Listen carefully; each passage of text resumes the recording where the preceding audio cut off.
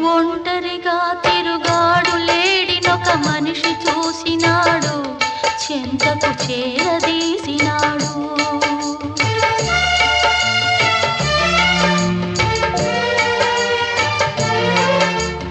అభమో శుభమో తెలియని లేడి అతనిని నమ్మింది, తన హృదయం పరిచింది.